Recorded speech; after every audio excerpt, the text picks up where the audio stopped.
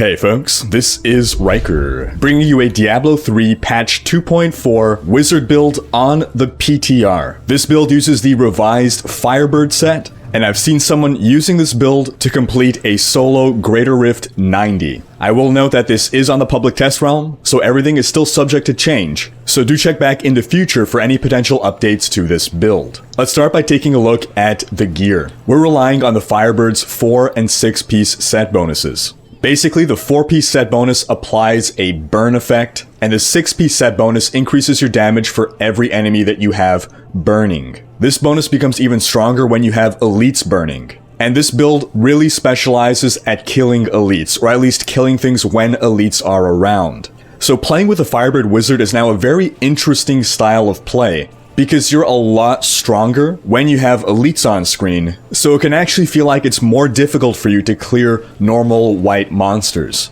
We're using Herdbrash's Binding to reduce the arcane power cost of some of our skills. We're using Death Witch to increase our damage while channeling certain skills. And the specific skill that we'll be using in this build is Disintegrate. In our cube, we're using the Mantle of Channeling, so that when we're using Disintegrate, we deal 25% more damage and take 25% less damage. And an option here is to instead cube your Aquila Cuirass and wear your Mantle of Channeling, in which case for your chest piece you would be using Firebirds.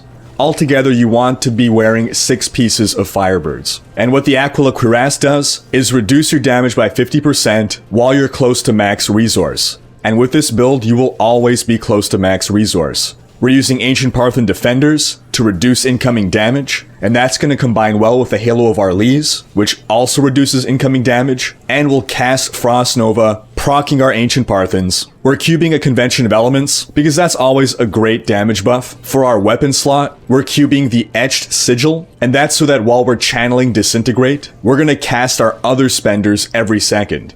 And we're going to get to the skills in just a bit to explain what's going to go on there. Lastly, we also want the Endless Walk set.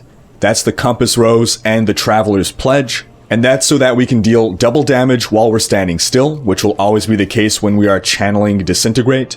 And we'll take less damage while moving.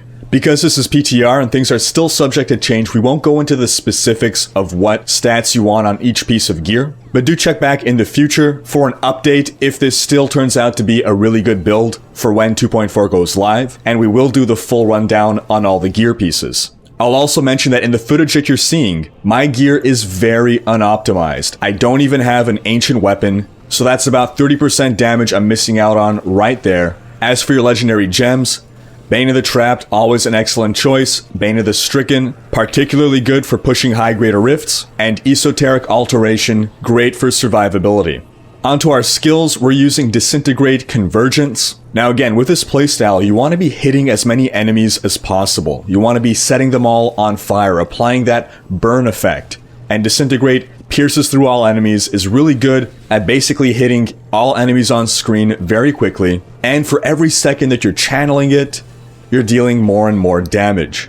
We have Teleport Wormhole as our mobility option. Now, while this is a fire build, we're using Meteor Star Pact, which is arcane, but that's because the rune here is indispensable. What this is supposed to do is use up all of your arcane power, and then increase the damage by 20% for every point of arcane power that is spent.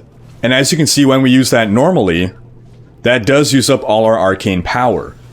However, when we're channeling it, it is actually not using up all our arcane power, but it's still being buffed as though it's using all the arcane power. Or at least that's what I found in my testing. For that reason, in your Paragon points, you want to max out your arcane power in order to give yourself even more damage on these star pacts. Next, we want Ice Armor Crystallize. We're going to be in melee range a lot, so we want to build for survivability and build for surviving melee. Next, we want Magic Weapon Deflection. That's a nice little damage buff. Plus, we get a nice Absorb Shield as we're channeling our Disintegrate. And then we want Frost Nova Bone Chill as both a defensive and offensive option, so that enemies take more damage while they're chilled. For our passives, we want Unstable Anomaly for that extra get out of jail free card. Blur to reduce our damage taken, Audacity because we're going to be dealing a lot of damage to people very close to us, and Illusionist so that we can get Teleport, Reset often, and when we need it to get out of tight situations. Now I'll make one comment about the playstyle here. Again, what we want to do is sweep around that Disintegrate beam to make sure we are burning all the enemies on screen before we start killing any. And beyond that, you want to pay attention to where you're keeping your cursor because the meteors will fall down where your cursor is. So try as much as possible to bring down the meteors near you, which tends to be where the enemies will be grouping up, or otherwise, if they are ranged enemies, make sure that you're aiming those meteors. Now I'm going to reiterate that I do not have an optimized version of this build. I don't even have an ancient weapon, and yet I'm still able to clear a Greater Rift 70 here. As you'll see, I have a lot of trouble with the Rift Guardian, but before that, the Rift was basically a cakewalk. And what this means, I believe, is that this wizard build would work really well in a party. As long as you have other people who can bring the pain against the Rift Guardians, then you want to bring a Firebird wizard with you in order to handle the rest of the Rift. What happens when you're pushing high Greater Rifts? You're using a pull barb or some pull character to build up lots of density, get elite packs in there, and that's where the Firebird wizard really shines. It really starts stacking up all that damage for all those burning monsters, all those burning elites. And then as long as the other people can take care of the Rift Guardian, this can push really high into the Greater Rifts. That wraps up this video. Thanks for watching. Remember to check back in the future for any potential changes or new wizard builds and builds for other classes. Check out these other videos. And if you enjoyed this one, share with friends, leave a comment, hit like, and subscribe to join Rhykker's Raiders.